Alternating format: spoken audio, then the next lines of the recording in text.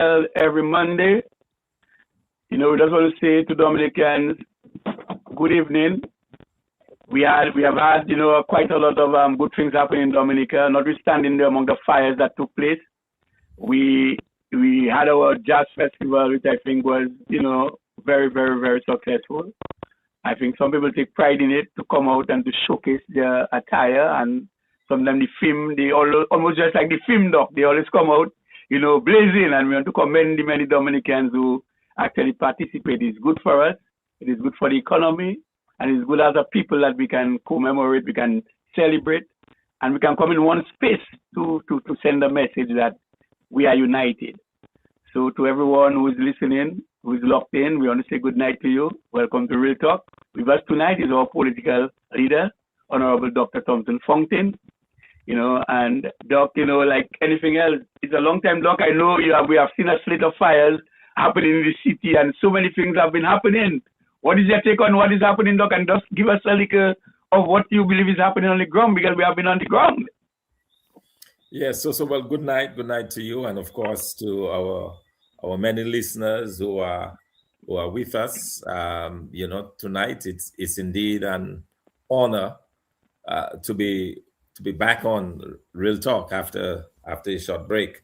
Let me just say that it's some very disturbing things with respect to the fires, and also we learned as well there was a homicide last night in Portsmouth, and that has to concern everybody. The level of violence that we're seeing, the fact that our young people have been so displaced in the sense that they have not been able to find their footing, they've not been able to find their way in this country, and that is extremely worrisome. That our young people are having so many struggles, especially the young men. Because the jobs are not available, the work is not there, and just the problems that we're having, and these types of incidences where we have this violence and so on. Some of them is linked to the drug trade and what people are doing, and it is very, very, very unfortunate. And of course, we extend condolences to the family of the young man who lost his life. Every life is precious. Every life is worth living. And when we lose a young person, whether he is Dominican or not, but it happened in Dominica, it really says a lot. And so, we are very sorry for that. And also to the homeowners, the business owners who lost their buildings, whether fully or totally or partially damaged. We extend our support as well.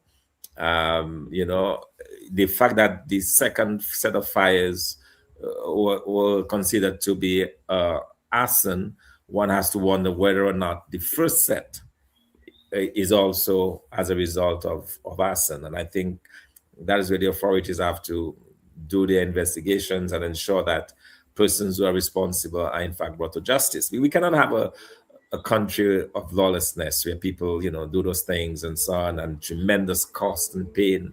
When you think of the businesses that have been lost, the livelihoods that have been compromised as a result, it's a huge cost to pay. And so we are hoping that whoever is responsible, in fact, brought to justice, after all. And the same thing goes for the whoever it was that the individuals who burned the trucks at Wesley. I happened to pass there on Saturday and actually yesterday. Wow. Sunday, and saw the burnt out trucks, well, not totally burnt out, but at least the severe damage. They're out of commission, and I don't think that's the way that as a country we should be trying to solve our issues. Obviously, there are real problems with a situation where you have a country and you have a major project as we have in Wesley, the building of an international airport, and it does not seem that is reaching down. The people not getting the kind of benefits because the overwhelming majority of the workers are foreigners. We have very few Dominican workers. The village of Wesley that should have had a significant economic boon, that is not there because of the way the whole thing is set up. The workers from overseas, they have their own quarters, they bring in their own food. They bring in their own rice, they bring in their own sardines, you know, and so on. They don't buy from the local shops. So you have that situation there, which is very, very, again, concerning to us, because we have been very clear that as a government, we will ensure that the locals, they have first right to any kind of contract, any kind of major project like an international airport, that the locals should have a shot at it. And in the absence of local talent, then you reach out. But at the end of the day, as long as it's been paid for by the government, the focus must be on creating opportunities for our people, because that is monies, you know, 3.2 billion that has been leaked out of the economy. It's not making the rounds, it's not circulating, so it's not helping as much as it should, and that is very concerning, especially when you see we're in a situation in this country where you have so much, you know, I mean, suffering and poverty is on the rise, and you have individuals who are really not there as yet, you know, in terms of the state of the economy. Now we're compounded with the high prices, you know, gasoline prices are off the roof. Domlec is increasing their pricing, you know, so the cost of living is biting in this economy. And when you have that and you're not getting the necessary incomes on the other side to balance up, that creates a huge problem. So that's some of the concerns that we have, you know, and you know, as we work our way through. Of course, we'll talk later, I'm sure, towards the end about the confirmation process and how that is going along or not going along. And you know, but otherwise, you know, it's good to be back on Real Talk and just keeping it real to the people of Dominica, because we believe, after all, that the United Workers' Party is best placed to form the next government. And so that's what our planning and our strategizing is all about, how we form the next government and how we move this country from where it is to a better place. Yes, and even before we took that long break, I know you on the ground with the team with respect to the post, you know, rainfall that we had over the time there. And I mean, I saw the United Workers' Party, and the world saw that, you know, in spite of our position, we are not in government, but we better consider the effort to reach out and to make a donation, which is good. And a number of persons have, you know, appreciated it. I mean, I know, to be honest, I know a person like you under your leadership is not something that you like to show, but that's how it is when, you know, you have camera people around and Facebook and social media. So I want to congratulate the United Workers' Party under your leadership in reaching out to those in need and to making that donation to the Kalinago Council. And of course, as you rightly said, I don't think in no way, shape, or form that we are condoning what has happened. If at all, arson is to be blamed for the fires, both in Roseau and with the truck. We do not condone that kind of behavior. It's not good enough. But something struck me, though, that, you know, was said by the parliamentary representative for Roseau Central, Melissa Popon-Carey. And it appears that Melissa must get herself, you know, sort of acquainted with processes and to know what is happening with respect to how persons get approved with their electrical installation.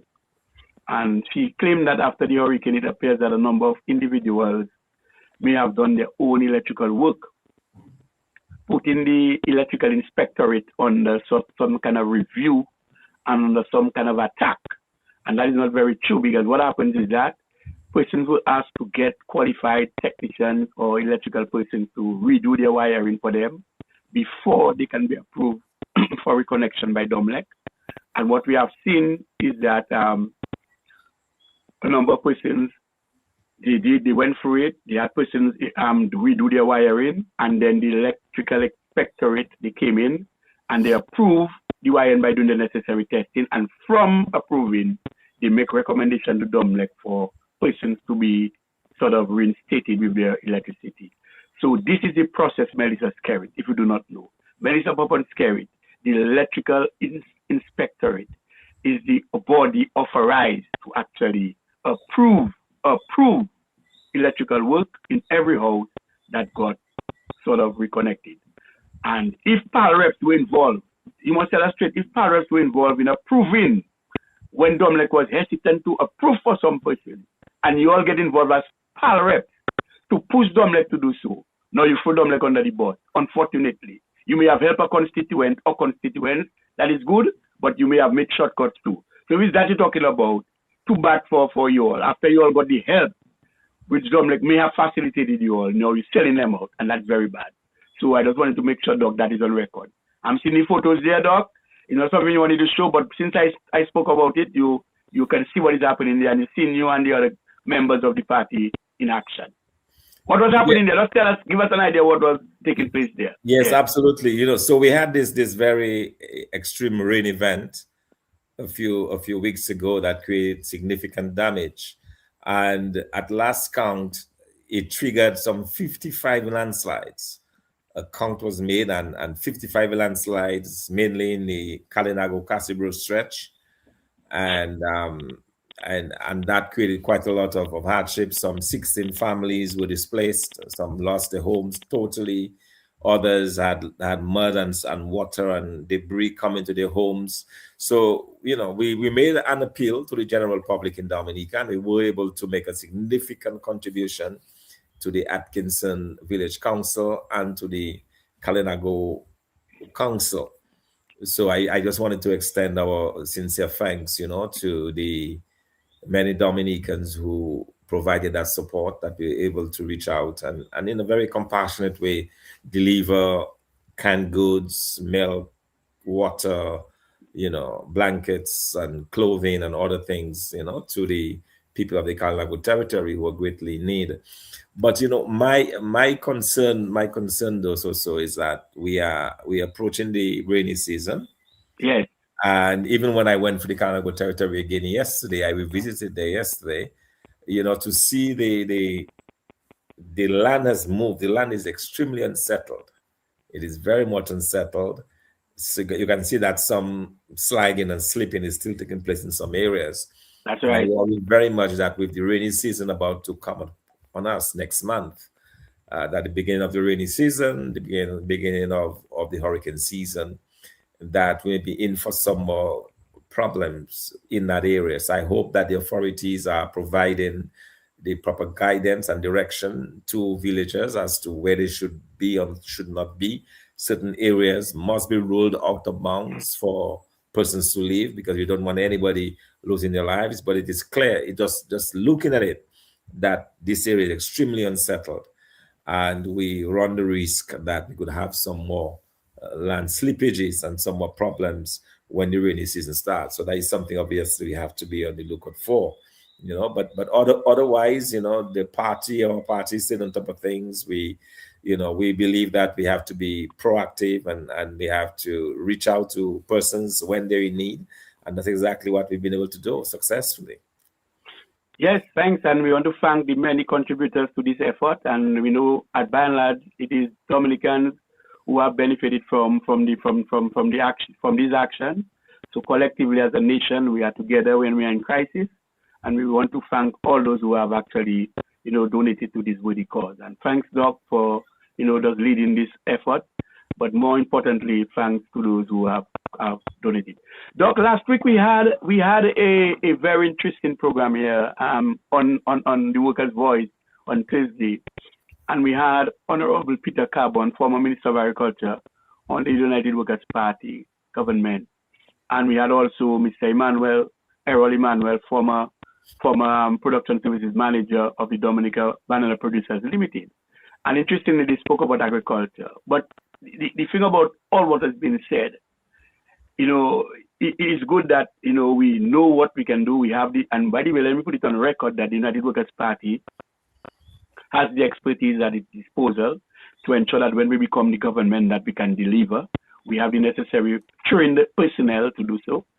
And so you had Mr. Carbon and Mr. Emmanuel actually, bringing out some of the areas of concerns where we could strengthen and to have Dominica sort of revamp with respect to producing, selling, and bringing in much foreign money into Dominica.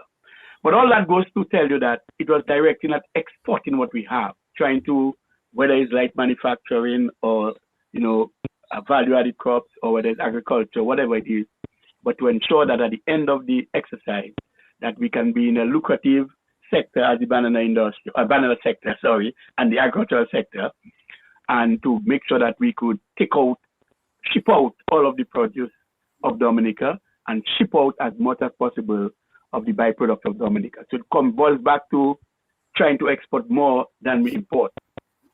And that's a good challenge. In terms of economics, I want you, because that's part of our 10 pillars. Agriculture is one of the 10 pillars, is part of the 10 pillar plan. And I know that you have been concerned about the high level of imports that we are having. And so when you look at the balance of trade with respect to imports versus exports, you know for sure we import more than we export.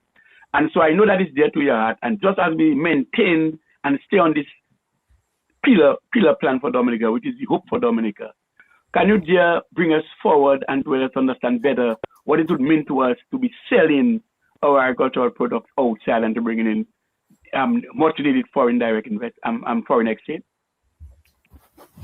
Yes, indeed. So you know, our focus as a party, as we plan forward, because that's what we're doing. We are not waiting to get into office to then decide what to do. We have been having meetings, we have been having consultations. And last week, what you did, for example, with Mr. Peter Carbon and Errol, I want to say a big thank you to them for that, is that we are tapping into the expertise that is there and readily available to us so that we can begin to plan ahead. And one of the things that we have really committed to as a government in waiting is to make sure that agriculture once again gets a place of prominence in Dominica. It has to. I mean, the land is, the fertile land is still there. The water is still there. It still rains. I mean, we had a rainy season. We had a dry season from December to May, and it rained. Even in the dry areas, it was rain practically every day, which tells me that you could even do rain-fed agriculture. But obviously, we'll be moving beyond that to make sure we have the irrigation set up just in case. But I'm saying this to say that agriculture has a place in the future of this country. And that is what we are focused on. That is what we have been talking about. And it is something that I believe that the Dominican people are actually warming up to. Because as we go through the villages, you know that we have been involved in exporting dashing. For now, it's just dashing, the Workers' Party. In particular, Bernie Ryan, our vice president, has been very much spearheading that effort with some support from the party.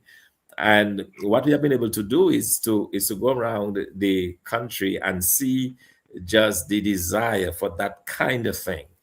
So we are talking to people that are saying, well, now we can plant because we've been doing this now for the past 8 months. I think we've just passed our 8-month mark, where every single week we've been purchasing dashing for the markets, for the Guadeloupe market. Very much so. We have been a bit hesitant to expand it, because I can tell you even now, our demand far exceeds what is being supplied to us.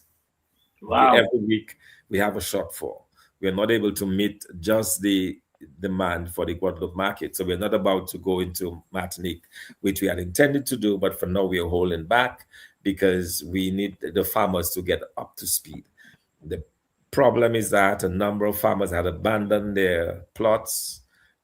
Even when they produced, their food would stay and spoil in the on the fields, and so they were discouraged. We have a number of discouraged farmers who were saying, well, for many years there was no market. We could not get the results that we wanted, so a lot of them abandoned it. Even in my own area, a number of our farmers have gone on to do security work.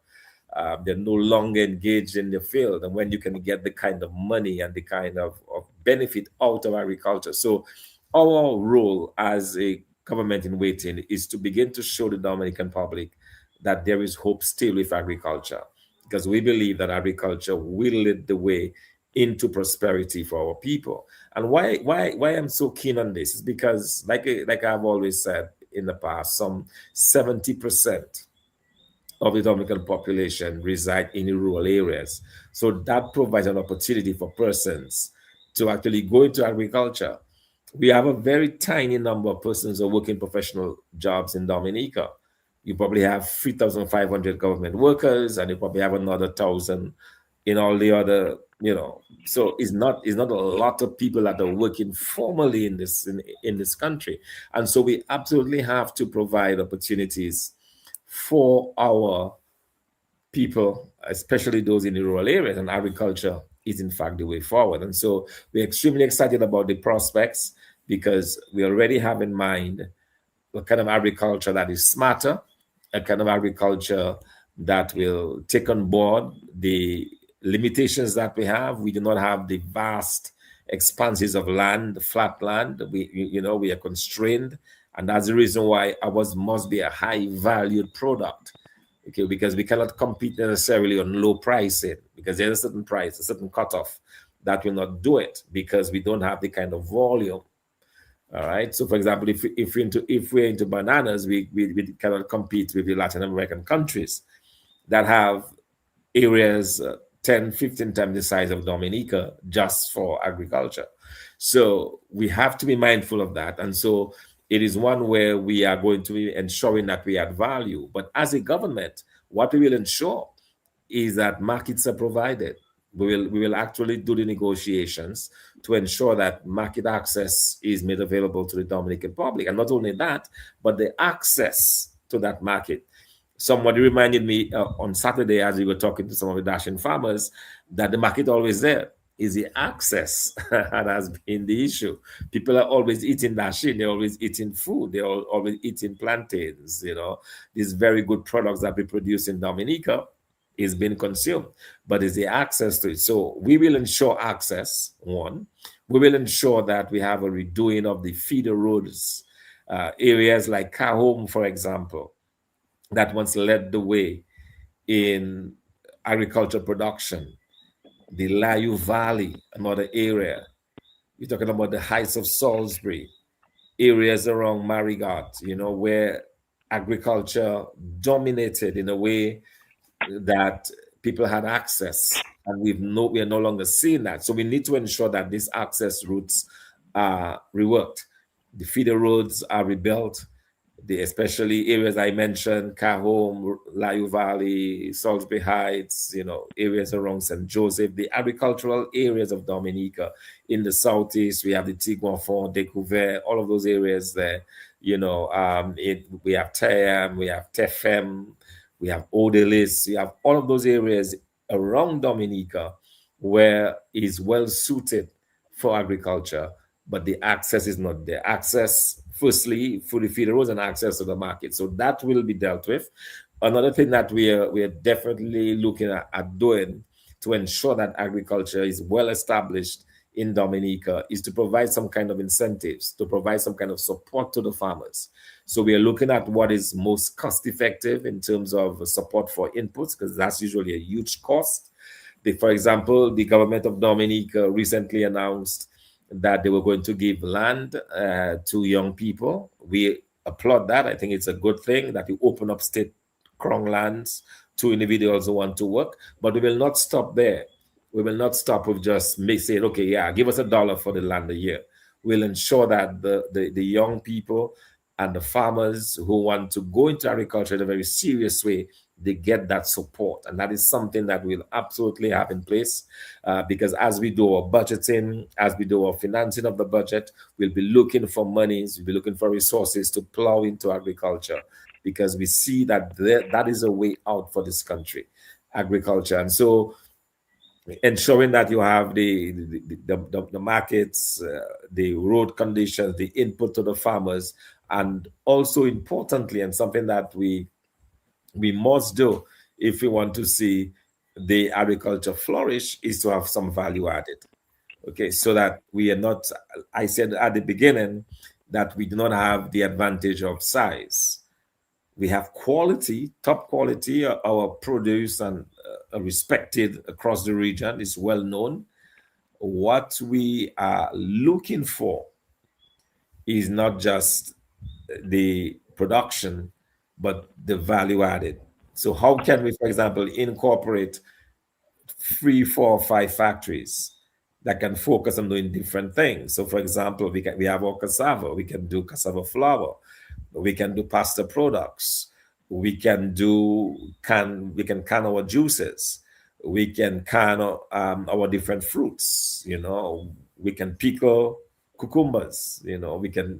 There's so much that we can do with respect to adding value, so that we don't just sell what we have overseas, but add value to it. So we see this as a multi-billion, multi-million dollar process that will put monies into the pockets of the Dominican public. We put monies into the hands of the people, into the hands of the young people, quite frankly, because as we begin to add value, young people now will be able to operate in other areas. Young people now will be able to offer their services, to do advertising campaigns, to do marketing campaigns, to be creative in setting up websites that people have access. So all of those things, they'll be working within the factories, they'll be doing advertising. So there's so many other areas and other job opportunities that will be added onto that will become a holistic industry in Dominica, and will certainly lead the way in providing jobs and opportunities for our people. Yes, and we love the way that you have stated this thing. I like the process and what is involved, because, I remember the days when we used to trade as a company, banana company, the rest of the Rhode Island. We had access to the European market, particularly the UK market. And then we had the imposition of tariffs, and we had the imposition of the quota system. That sort of was like a constraint for producers in the Caribbean as well. But also, too, there was also protection for these producers, small producers in the Caribbean, because you had what they call the ACP countries that was protected. That they were protected, the African, Caribbean, and Pacific countries. They were protected based on some, protection that they got, which means that even if we had not met productivity level to compete with the most favored nations, like those in South America and Central America, but at least we had some preferential treatment. But over the years, we have not been able to address the productivity issues. And that is why probably now we still experience shortfalls with supplies, because the point is our farmers have not been able to be competitive or have not been able to be productive. And that's why we have to move in this direction, because yes, the infrastructure is important. And as you rightly said, it's not just about giving land and $1 a year. You must be able to provide the necessary infrastructure. You must have what they call bridge financing. And you must try in some ways to incentivize the sector with respect to how you go about trying to make sure that you supply the necessary needs of the farmers.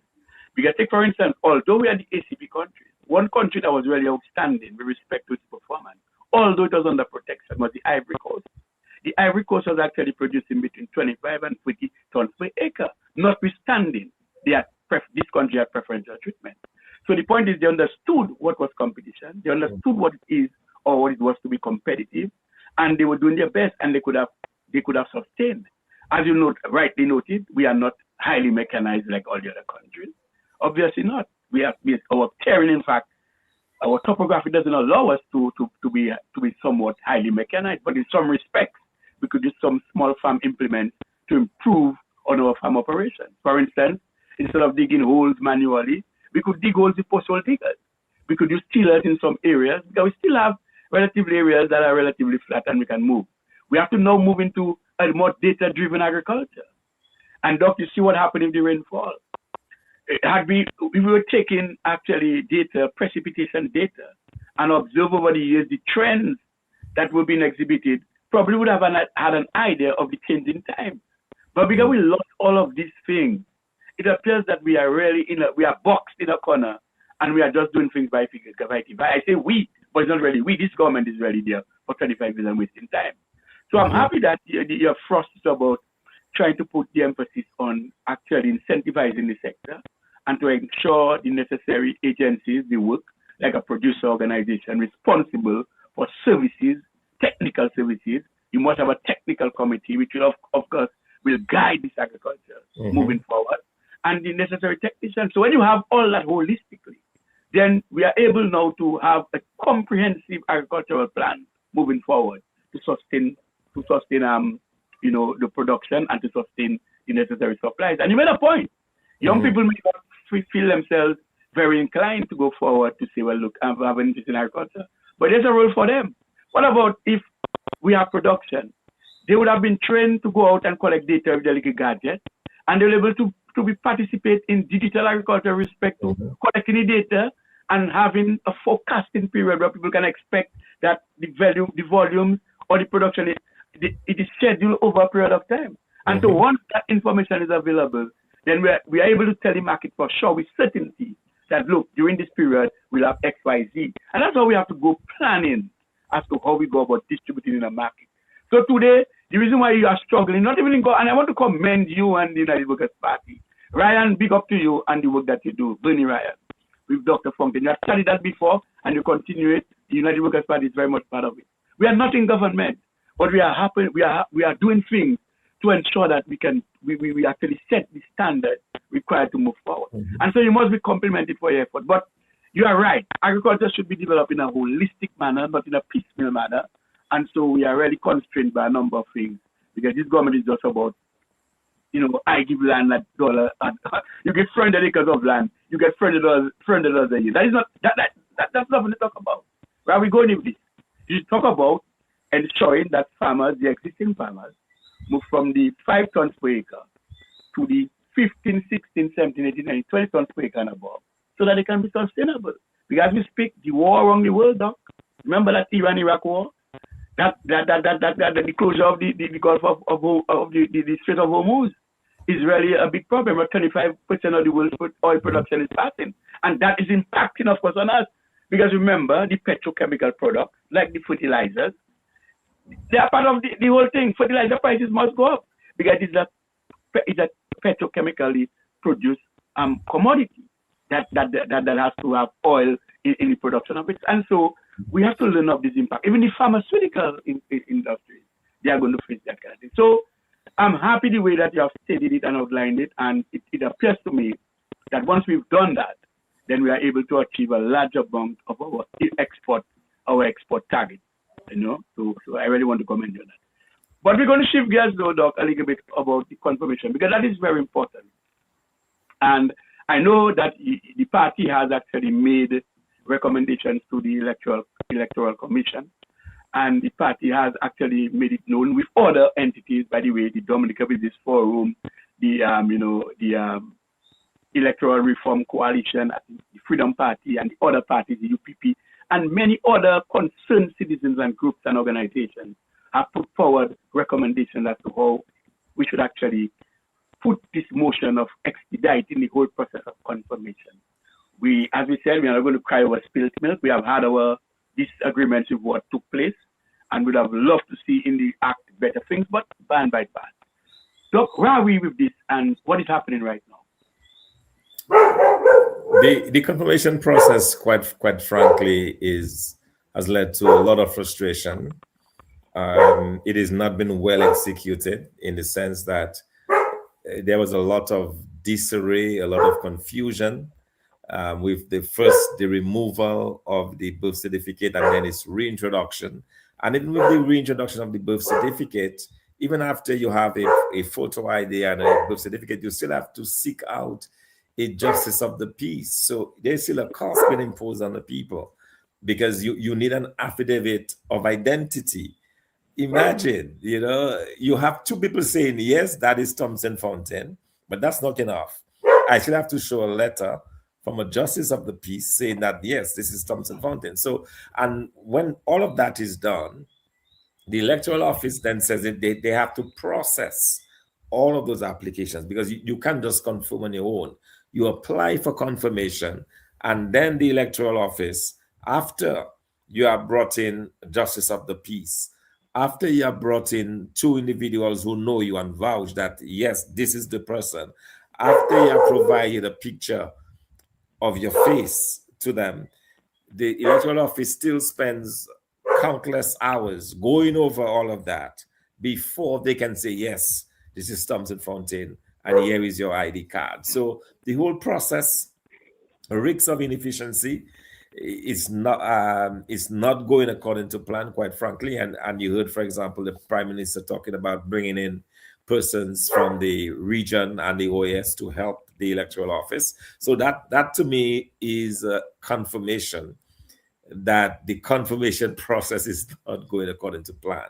If you're now talking about bringing in people, and especially when you consider that of the over 16,000 or so persons who have applied for confirmation, just a little over 6,000 have been assigned, and not one person have received a voter ID card. So that tells you that the process is just not as efficient. A lot of concerns as well. Persons who registered confirmed all the way back or applied all the way back in October when it started. It's now 7 months later, and their names are not on the roll. The names are not on the list. In my village, where we have been tracking persons, especially persons who support us, where, for example, in Glenroy, we have probably 450 persons that support us.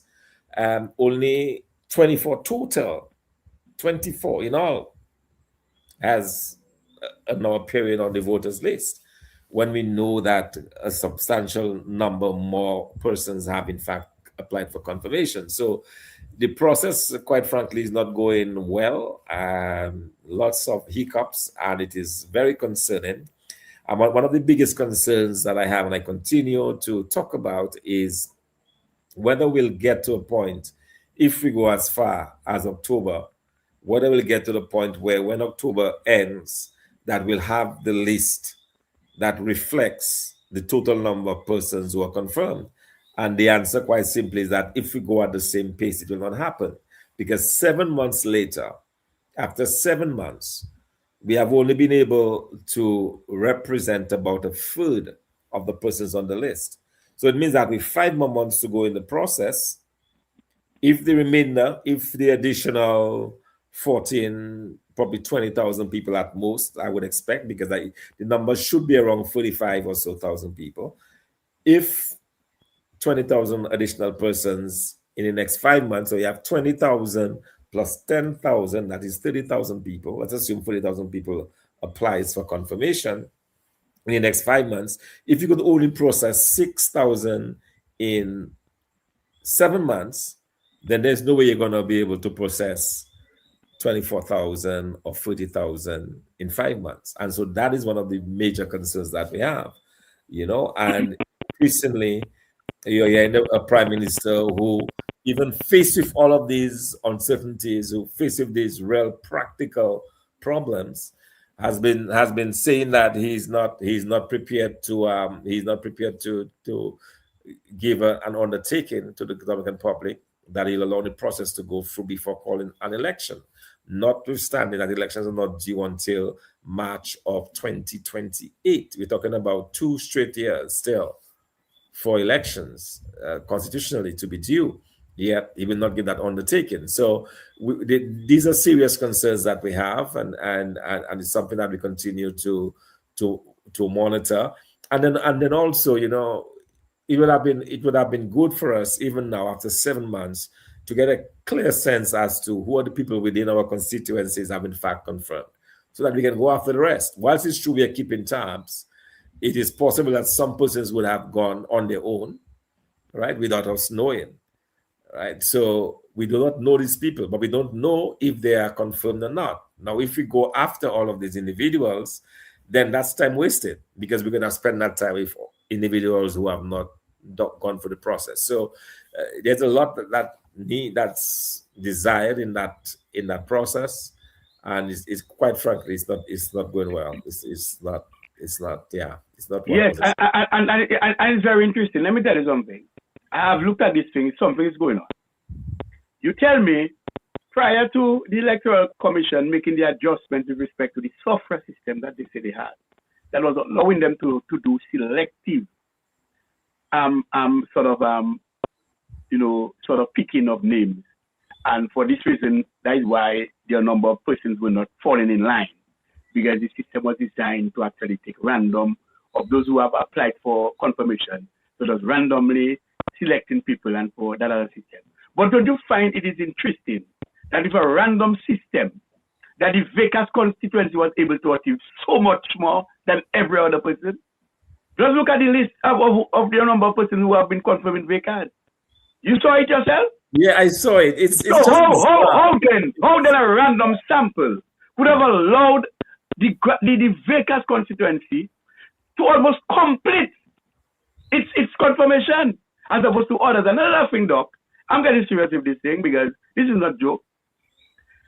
It is sold. I mean, I've done the research, and it is saying that the justices of peace, they are appointed by the president under the Magistrates Code of Procedure Act, which means that applications are submitted through the Ministry of National Security, and then they get approval. So, which means that the government knows, and all of the justices of peace, they are registered in the government system. The ethical, I don't see why this electoral commission should continue to tell us that they are mobilizing more resources to be more efficient, but yet they are not using the right resources. I'm telling you why. There are persons who want to get confirmed, as you said, who do not have the necessary ID, either the passport or the social security or the license, but have to resort to now the photo ID with an affidavit of identity and then the birth certificate. And you are telling me some people are still asking who is the justice of peace in their respective constituencies. They do not even know their justice of peace in their villages. And I cannot understand how the electoral commission, although operating independent, but it's part of the government machinery as well. How could the electoral commission not have a list of those justice of peace in the post-op in various constituencies of villages, so that people can be aware that who are these people and that these people should be there to facilitate those who need an affidavit of identity. I mean, at least they are paid a stipend, you know. They are paid. They are not doing it for free, and the government pays. I mean, really, what kind of system do we have? But, Doc, we have to continue to do what we have to do, and we're asking those who have the requisite means to get confirmed, and we'll get them to confirm where applicable. But there's a person who takes something. Let's take some of the messages. It's very important that we do so now. One person saying there, I'm not a fan of looking for market. You will exhaust too much resources to get this shelf, to get it on the shelf. I'm about distributors.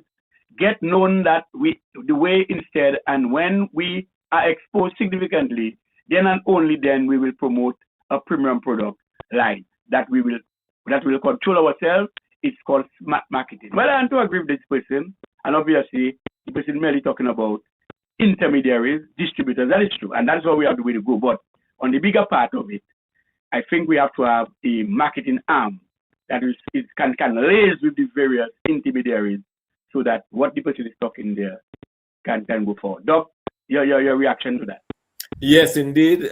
So I tend to agree as well. You know, when I said we will do it, I mean we'll set up the enabling environment, and of course the suggestion is that you use individuals in the private sector to do that. They can be more effective. There are lots of areas where the private sector will complement government efforts, but you have to make it possible, so to speak. You know, so yeah, the access to the markets, whatever mechanism works well, whatever mechanism is cheaper and more efficient, we'll certainly seek after. So I have no quarrels with that suggestion at all. Yes, so we have Mr. Peter Carbon, Honorable Peter Carbon. You always say we can call his name because he's a participant. He has been on the program. He has been advocating agriculture. In fact, he still continues to work with the Department of Agriculture in Florida. And he's still very much significant and resourceful for the country. Here he's saying we need to seek the assistance of the international community to monitor the electoral system in Dominica. Yes, Doc, you'll agree with this. Yes, because I to be quite honest, my trust levels are extremely low when it comes to that, given the level of manipulations that we've seen in the past, the kind of shenanigans, the kind of, you know, everything that has happened is like, it's almost as if this government was trying to get some kind of advantage out of that process, and that should not be. You know, the Electoral Commission is far from independent. It's supposed to be an independent commission. So we have very little faith in the Electoral Commission as it is, given the way it is set up, given everything that has transpired. So, yeah, if you can get some eyes, international eyes, looking there at what is going on, that will certainly give us a little bit more confidence in the process. Yes, and somebody saying there, not 2027, last election was in 2022. Let me tell you person straight. Yes, it's true, 2022. Remember, it was December 6, 2022. So 5 years later would be December 6, 2027. But the law allows for 90 days. So obviously it will take us right to March 2028. But more specifically, just think of it this way, the 5 years. The 5 years is from the date of the first sitting of Parliament. Oh, yes, Which happened in February. So you're also correct, because it allows for the first sitting of Parliament to take place within 90 days. That's correct. So we can't go beyond the 90-day period to have the first sitting of Parliament. But the way you count the 5 years is from the date. So, for example, if elections were in December and Parliament met in January, then the 5 years would be January of the 5 years after that. Right. The 5th January after that. That would be the time, and not December. In this case, after 2022, the first Parliament took place in February, very late February of 2023. So that's when it is. That is when it is counted. Yeah. So right. Okay. Good. So yes, but it still comes back to the point of the 90 days, and so we get. Yes, absolutely. Yeah. Good. So very good. Somebody saying there again. Let me see. I'll highlight this one and I'll read it. The Method Electoral Commission confirms the sentiments of James and Shillingford that the commission was not in a state of readiness to begin the registration/confirmation process. That we'll agree with, certainly. And everybody else is saying, well, good evening, good program. And I don't know, somebody saying they sent a message awaiting a response. I don't know what that would mean, but I don't think we have seen any message prior to that. So, Doc, yes, that's where we are. And let me tell you, it is very disturbing when you have, an electoral system. Yeah? It is something dear to our heart. It is the fundamental pillar of our democracy. And when this is being undermined, then you trust nothing else. I mean, how could an electoral commission could be so in a state of disarray, in a state of disorientation, doesn't know where it's going? And now you are telling me, since after the law was passed in March of 2025, 7 months later, you then started the confirmation process, which means that you had a 7-month period to put all your house in order. So it means now you are throwing most of that time when the period was started for confirmation to start doing your preparatory work. That is robbing the people of its time. And so that is just a part of undermining the democratic principles. You remember, you can have what they call pre-election rigging, on the day of election rigging, and post-election rigging. We understand how elections have been rigged, and we know the different categories of rigging. But we would like to trust our electoral commission.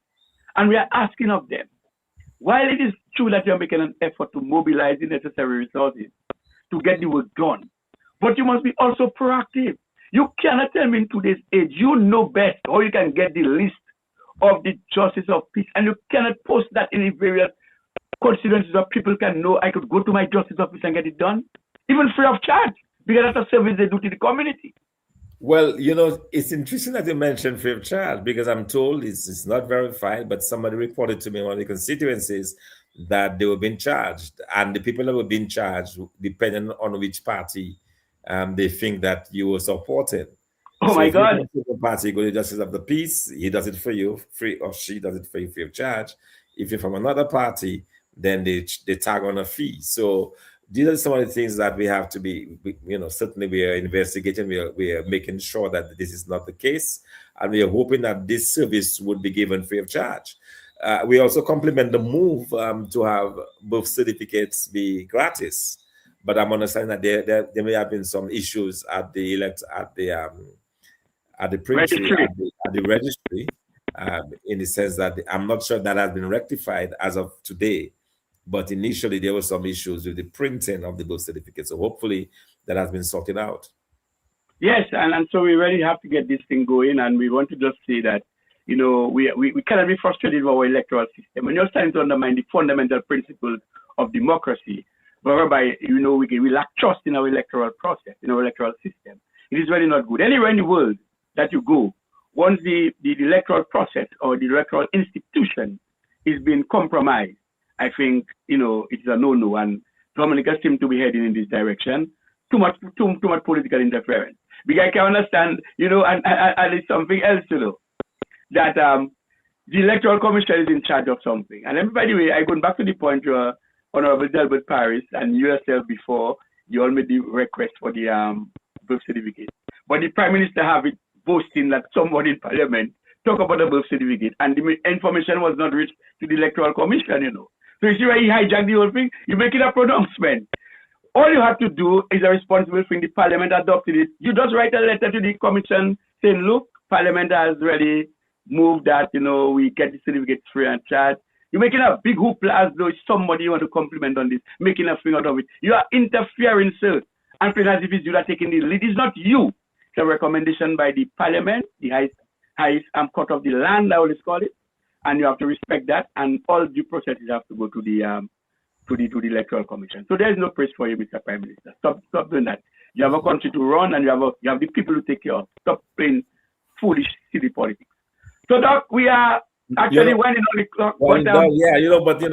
You talked about the people to take care of. So, and one of the things that I think as a party we have been really promoting and encouraging our caretakers and our candidates to do a lot of is to just interact, just be on the ground with the people, talk to them, see what their needs are, get a sense of them as to what they want to see from us as a government, to have those kinds of conversations. And I must say a big thank you to all of the caretakers and to the various candidates who have been engaged in that type of outreach, because I think at the end of the day, success comes with that kind of determined effort to talk to people, to reach out to them, to introduce yourself to them, let them know who you are, and you finding out who they are as well. So I'm on a quest, so even within my own constituency, to know every single person that lives in the constituency, to at least have a conversation at least once with that individual. And it's not a big constituency. You're talking about less than 1,000 people. So it's something that is quite doable, in the sense that and probably for the first time in a very long time, we'll be having people voting in an election in Dominica that actually lives in the country. So that's probably a good thing. That is a good thing. It's not probably, it is a good thing. And so just the ability to reach out to individuals and then to talk to them, see where they are, is something that I place a very high value upon, because at the end of the day, you need to be responsive to the people. I keep telling individuals that a government, and in particular where you have a prime minister, that this government should be going to bed every night thinking of how they can improve the lives of the people of the country. And how we improve people's lives is to understand the pressures, the grinds that they're going through, and to see how those can be addressed. And that, I believe, is at the heart of a good government, one that cares about the people, one that listens to the people, and one that does everything possible to take care of the people.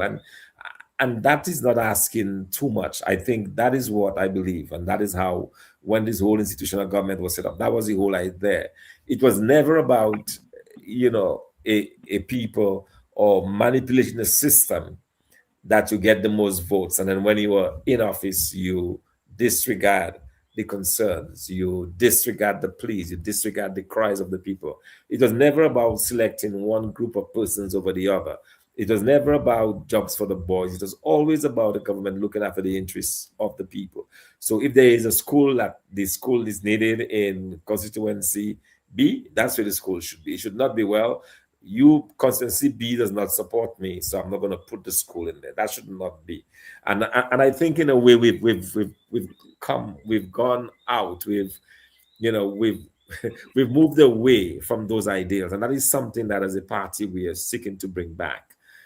A government that is in tune with the people, that listens to the people, and above all does good for the people. And that has disappeared, because we have a government, quite frankly, that has not been working in the best interest of the people. We have a welfare system that needs to be revamped, a welfare system that says the number one qualification is if you support us. And the first question that they ask of you is not what is your need, but whom do you support? I mean, that should not be, especially talking about the use of the resources of the state. That's madness. That welfare system. It should not be. And so, we long for that period when we go back to a country that was built on meritocracy, that is what determines. I mean, if, for example, when I don't know for you, but for me, when I got a scholarship from the government of Dominica, my family was not supporting that government, You see? But they never, the question was not who you supported, right? The question was, do you have a particular skill? Do you have a particular talent that we can reward you so that you can contribute to your country? And that is what it should be at the very basic level, right? It should not be first who, and that is, and I should just say as well, that is something that I believe that we need to reintroduce into the whole talk, into the whole conversation around nation building, is that it has to be persons who are willing to work, and the criteria for that should not be whom you support necessarily, but whether or not you're prepared to give all for your country. And I think that is how we should really deal with that issue. And the best way to do that is to know who is there, to find out about these individuals, and then to commit to doing the best. And it's those conversations that we're having that day in, day out reminds us that we need to focus on agriculture. So that's how we started. We like talking about agriculture. And some persons who are listening tonight may have seen a post I did with the eggplants, literally hundreds of eggplants dumped because there is no market for it. But I'm told that that's the number one fruit, one of the number one foods in Antigua. It's not very big in Dominica, but I understand it's an excellent. And I learned from just reading the comments, all of the different things that can be done with it. It can be fried, it can be loose, used in lasagna, it can be, all of those different things I was hearing for the very first time. I have eaten eggplant in the past, but probably 2 or 3 times, certainly not more than that. But I understand now just the really critical thing. But so we have all of those things here in this country without the outlets for it. So is when you go around and you begin to talk to people, you begin to understand those dynamics, and then you begin to formulate policy and plans that can then address those issues. And that, I think, is probably the greatest thing that we can get out. And I think by now, Dominicans should know that our politics is not one of méprisé. We do not have a méprisé politics. We don't pull people down. Persons who offer themselves for public office, hopefully they do so out of a genuine desire to bring change to people's lives, and we hope that is what it is. But it's not my place to be constantly, giving mépris. That's not what we're about. I think our stance and what we have adopted as a party going forward is to focus on the realities of life in Dominica, focus on the high cost of living, focus on the economy, focus on those things, and make a pledge to the Dominican public that will put forward 10 pillars that will lead to shared prosperity, that will put monies into the pockets of the people. These are the kind of things that we're talking about, and that's the way that we are moving. So you will not get mépris from this side. We will keep to the issues. We will keep focus on the things that concern Dominicans and how we can better improve the lives of people. Because at the end of the day, I firmly believe that when people go to the box to make an X, that at the back of the mind, they're hoping that they can elect a government that can work in the best interest. And that is what we want to honor. Yeah, that's unfortunately for me, I wasn't bright as you, so I didn't get a scholarship. I had to work hard to finance my education. But thank God I was able to have the energy to do so. And by the Spirit of God and hard work. But yeah, somebody's saying there, I'm listening from Maryland, and the same person is saying to, for the people, by the people, with the people. However, someone is saying again, in my opinion, I think doing both will be paramount. I mean, talking about in terms of the market, whether in finding sustainable markets and using distributors to penetrate them efficiently. I think that's a great point. And you have someone saying there, the PM needs to graduate to the moral ground to allow the confirmation process to proceed within the ambit of the law prior to an election being called, to demonstrate his genuinity if he has any remaining in him. And someone is stating here, though, as well, have serious private sector investment and sectoral support connection with international businesses doing this for DA. No charge. No charge. And the person is saying, look, here is my email. Doc, I hope, and let me take this information. We cannot be getting expertise at our disposal now and not actually taking it. The person should come on our program, and I hope you, the caller, you, the texter, you are listening. I think we are going to invite you in to learn more of your expertise and to see how we can actually get into the mode of connecting with, various sectors to support our drive in international business. Okay, so we're taking this down, and I hope by let me invite you next Monday now. Why not? I know. We'll have a talk. Thank you, Natural. Yeah. But we really appreciate the feedback. I think it adds a lot to the discussion when people feedback, they listen, and they actually take the time off to go on the internet and send a note, make a comment. We truly appreciate that. We want to encourage you to keep it coming. That will certainly help us as we plan forward. Yes, and somebody else is saying, I used to make a wickedly delicious eggplant dish.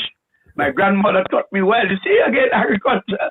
Right, that is that somebody's just spotted us there. It's starting in Dominica, non-stop campaign goes on, and no time for focusing on people development. Doc, we have to stick there a while. This is something that is a great comment there, because it appears to me that election never stops, or electioning never stops for this government.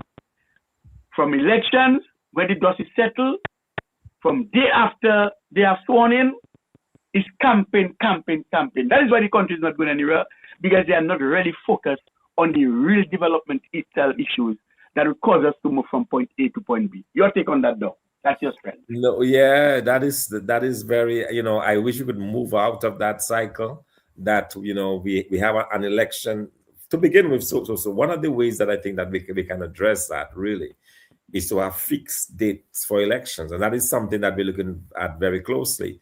I believe that is something that if we introduce, you have a fixed date for the election, then you have a campaign period leading up to that election. And then once the election takes place, you go back to work. Business of this constant, trying to catch people with their pants down, and this government in office know when the election date is, so they get all the paraphernalia, they get all of the thing, they put the house in order, and then they call a snap so that they can catch you. I mean, that should not, those kind of trickery and should not really be part of our, in this day and age, in the 20th century, the year 2026, that should not be part and parcel of our process. We need to fix this, and I mean, the one way you fix this is to have a fixed election date, and you have a set time for campaigning. Campaigning is done, it is over with. But that business of a year, month in, week out, because what happens and people should know that, right? That you don't have a limitless time, that you always, in practically everything that you do, you have some constraints within which you have to work. So if you devote a lot of time to one thing, it means you devote a lot less time to the other thing, which may be as equally important. But having to focus on this almost daily ritual of campaign and canvassing and so on is not helping anyone. To begin, it heightens the level of distrust, it heightens the level of division in the country, and it's not productive. It clearly is not. We want to see people working together after an election is called. Whatever government wins, the election is free, it is fair, it is credible. Whichever government wins, everybody works with that government. Then you go your separate ways when you come for election. That is how it should be. And that is what we want to see happen in this country going forward. And it's something that, as a party in government, we'll work very hard towards to restore. One, restore trust in government, but secondly, remove this endless campaign season. It does not work. It does not help. Yes, and just to support your point, and the person's point there, is Christmas Day, see what they have hijacked. Christmas tree lighting. That is something that's supposed to have been done by the corporate entities in Dominica. Mother's Day, Father's Day, youth, feast time, when a village feast. Instead of the traditional, the people go to mass and they present their gifts, in respect to what church they go. They bring up their gifts, ask God's blessings for it and their farms and their families. The government has hijacked that river block. Village council manipulation, football leagues, sports day, everything has been turned into a political circuit. And that really cannot take us anywhere. And let me just say finally, too, that this government must come clean to the people of Dominica. Because I see they're boasting about October and June, they're going to have something at this stadium. No wonder, that is to put on the lights in the stadium, Doc. They want to put on the lights in the stadium. But let me tell Dominicans about what is happening with that light in the stadium. That light in the stadium, this stadium, when it was constructed, there were lights before that. I don't know if they had functioned for a long time, but I don't think it lasted. And again, hurricane came and it messed it up. Okay, fair enough. This government approved after that, they gave some of their contract for $2.1 million to put on 6 poles. 6 poles has always been the amount of poles they wanted to put in there. Something go west, money is unaccounted for, the contractor did not finish the project. Subsequent to that, we heard about an approval of $14.6 million to do 6 poles again. We didn't move. The goalpost did not shift. 6 poles. While the project is going on, we are hearing some semantics going on with respect to a change in the scope of the project. And now we are hearing about 4 poles are going to be erected. But there were 6 poles targeted for initial in the scope of work. Right? So which means that the parliament approved $13.6 million for 6 poles. Now the government is putting 4 poles and they're not telling us about where is the extra money. It doesn't give an account for the extra money. And so we really cannot tolerate this thing using the parliament to approve, to use its power, its privilege. But by the way, as prescribed by the Constitution, parliament has the power to do so. But it must be fair with the people of Dominica. If the parliament approved such amount of money, how then we now move from 6 to 4 and we have not gone back to the parliament to say, okay, not 6 again, it's 4 we have. Stop using the parliament for your dirty work. And now you want to go now in a stadium and have a session to show the light. To show light of what? We missed the Cricket World Cup. Dominica doesn't have nothing like a track and field, a sport event. When last we hosted a Caribbean event there? A Caribbean Games or something like that. I mean, come on. You're joking. Just to come put on a light? Well, we're waiting to see the light. I hope it shines the whole of Roseau because we need light. We need light. We need light to see those that set in the fire. So I hope it's that light you bring into over. So I shut up with you all. Only talking nonsense about light. We need the light now to see who's burning on Roseau. Doc, we have reached the end of our program. Let me say thank you very much, and you have been doing a wonderful job. So with that, let us put on. We just put on the curtains on it, and your final word, your departing word. No? Well, just to say again, a big thank you to everyone that joined us tonight. Thanks again for the comments and the suggestions and the feedback and the engagement on our program. Look for us. We'll be in a community near you this week as we seek to interact, to talk to know, to find out, just to let you know who we are as a party. And we're really appealing for your support because we believe that we have a better plan for this country. We believe that we have a better team that will work diligently towards making the changes that we need in this country. We continue to prioritize the agriculture sector as a means to take care of 70% of our population.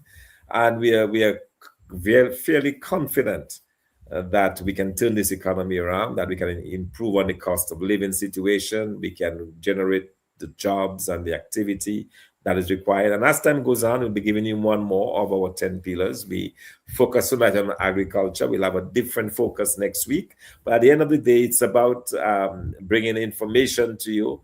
It's about enlightening you. It's about ensuring that, you get the information directly from us. And so we thank you. Tell somebody about us, and keep joining us, keep joining us as we continue to really discuss issues that matter to you where you are. Good night, Dominica. Yes, thanks. But let me just be good to just with the last question. I'm coming there, I think coming from Martin Edwards. Good evening, everyone. The useless government will do as much as possible of what people tolerate. They will do as much as the people tolerate. And I think that is a fact. People sometimes should be blamed for their. I mean, we have to have resilience, but we can't be too over resilient. Yes, thank you again, Doc. Have a good night. And for all those who participated, we'll say God's blessing upon you. Until next time, we say this has been Real Talk. Until next time, we say God's blessing to you. Have a good night.